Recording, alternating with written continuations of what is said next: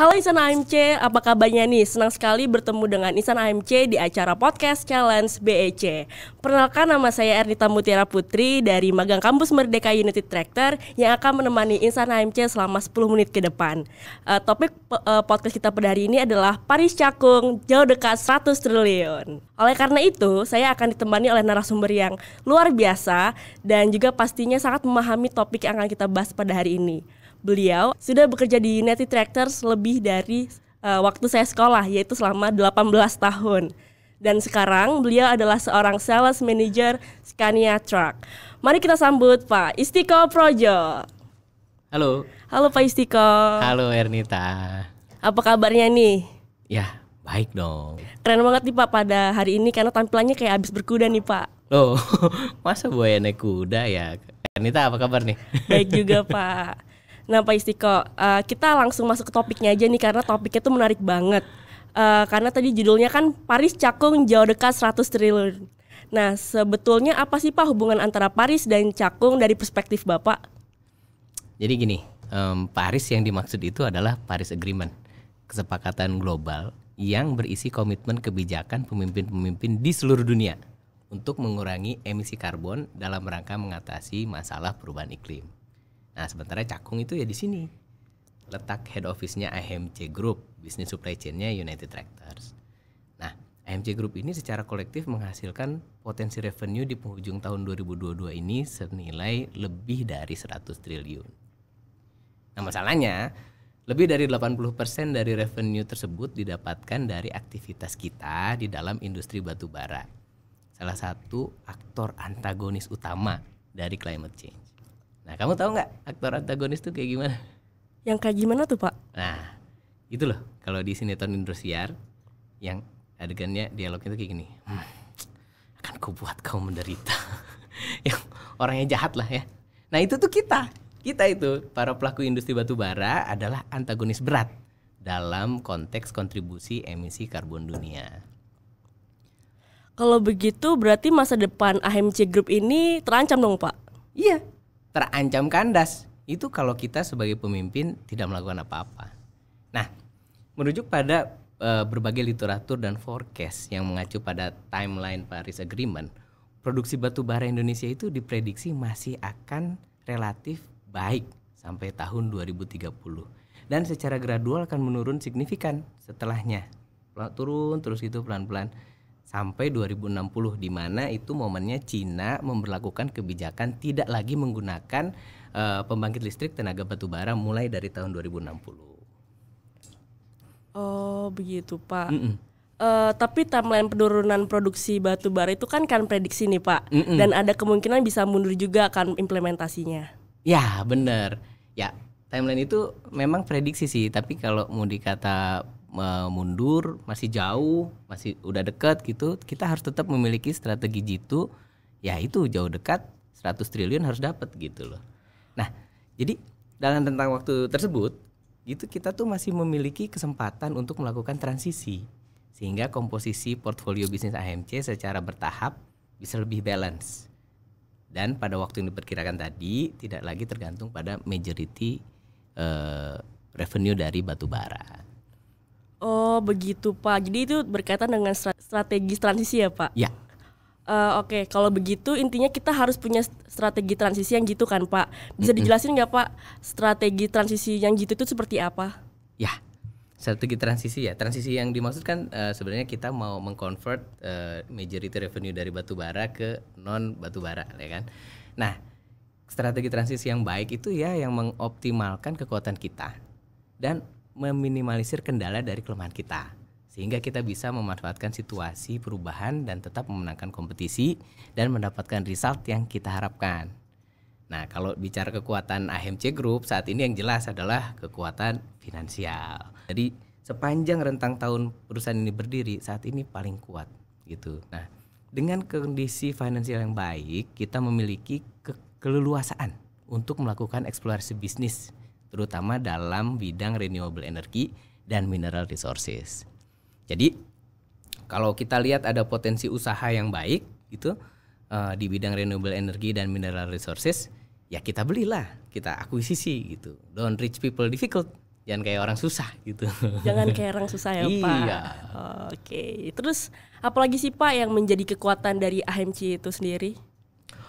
Kekuatan AHMC berikutnya itu AHMC Group ini kaya dengan sumber daya manusia yang unggul. Dari hasil seleksinya aja udah sangat selektif gitu. Kemudian ditempa oleh proses bisnis yang kuat, ada sistemnya, dan program pengembangan kompetensi yang selalu relevan dengan situasi bisnis yang berkembang gitu. Nah, para pemimpin di berbagai lapisan AHMC ini selalu dibentuk agar memiliki ambidextrous leadership, yaitu leader yang selalu memiliki visi eksplorasi peluang bisnis di masa depan sambil mampu tetap mengeksploitasi opportunity bisnis saat ini melalui operational excellence. Oke, lalu bicara tentang sumber daya manusianya nih Pak. Ada satu hal yang menarik bagi saya karena pada awal saya masuk di sini itu membahas tentang diversity di AHMC, yaitu orang-orangnya. Apakah itu juga merupakan suatu kekuatan Pak? Jadi begini, bicara tentang sumber daya manusia ya, yang berkaitan dengan diversity. Jadi kan apakah itu jadi kekuatan juga? Itu tergantung, bisa iya bisa tidak gitu. Nah sebetulnya ingredient utama inovasi dan eksplorasi adalah perbedaan perspektif atau perbedaan cara pandang orang-orang yang di dalamnya. Nah perbedaan usia, latar belakang pendidikan, budaya itu adalah potensi yang sangat berharga dan tergantung kelihayan pemimpin untuk mengekstrak potensi tersebut. Nah sebaliknya, jika diversity tidak dikelola dengan baik, egosentris, hanya berdasarkan kepentingan jangka pendek masing-masing gitu, maka akan menghasilkan konflik yang non produktif yang tentu saja akan menjadi kelemahan bagi organisasi kita. Jadi itu diversity jadi kekuatan atau tidak ya lagi-lagi pemimpin yang memegang peranan penting. Jadi karenanya saat ini kenapa sih tepat sekali manajemen AHMC itu melakukan investasi pada people development untuk membangun pemimpin melalui program UT Smart, UT Libro dan mentoring culture yang sangat kental selama ini gitu. Nah, saat ini selama saya 18 tahun kerja di UT, culture belajar dan culture mentoring ini adalah yang paling masif selama ini gitu. Oke, jadi culture belajar itu paling masif ya Pak di sini. Saat ini paling masif. Terasa sekali culture belajar dan mentoring itu sangat masif gitu. Ngomong-ngomong nih, setelah kita mengetahui yang tadi, nah kan AHMC memiliki Sustainability Aspiration 2030 nih Pak. Lalu apa hubungannya sih Pak dengan strategi transisi yang Bapak bicarakan tadi sebelumnya? Oke, kalau bicara AHMC Sustainable Aspiration ya, pertama kita perlu paham dulu ESG itu apa sih?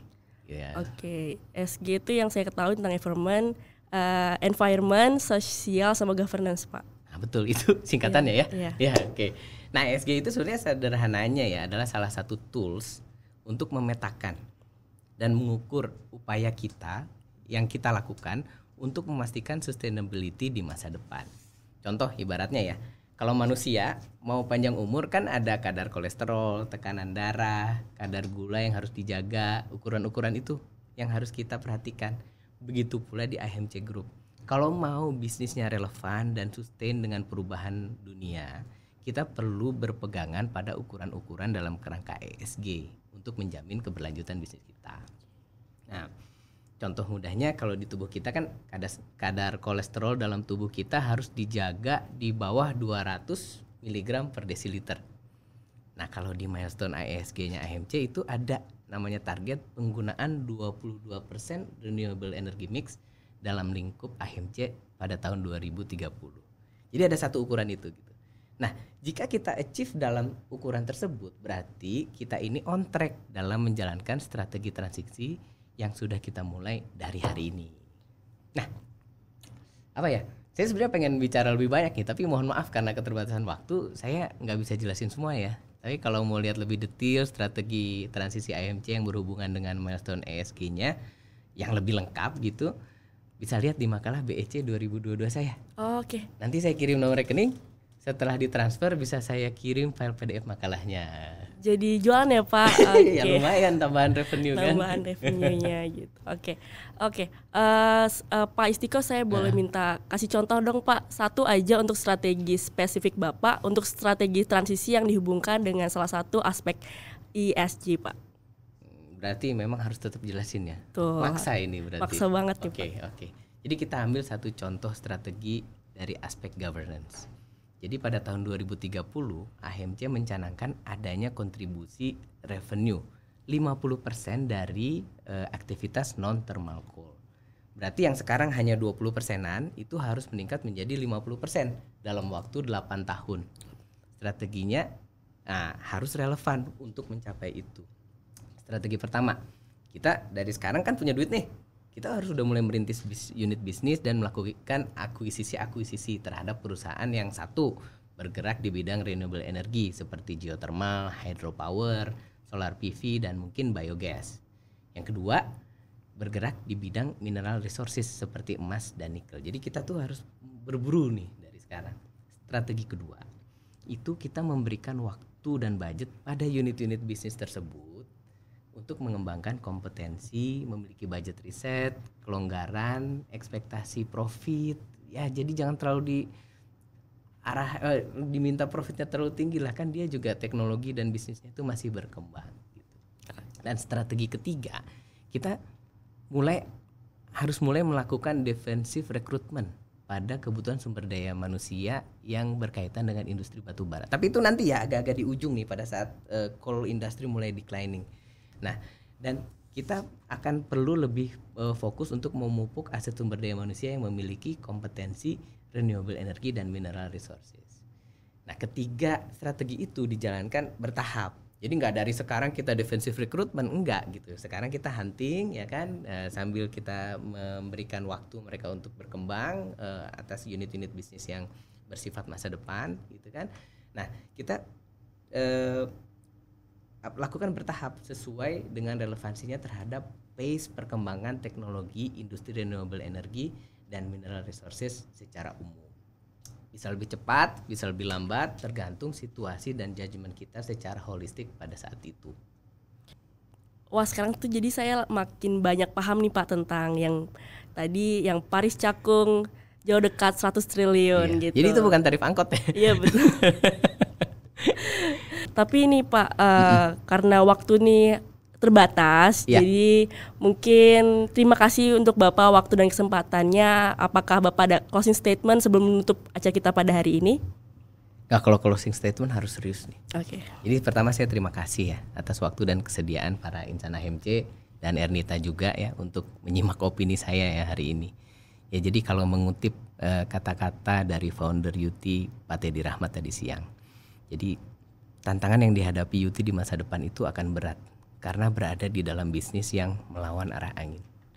Nah, kita menyikapinya sebagai calon pemimpin AHMC di masa depan, kita harus merapatkan barisan, kita padukan strategi, dan kita harus berani mengambil inisiatif untuk mengantisipasi perubahan di masa mendatang.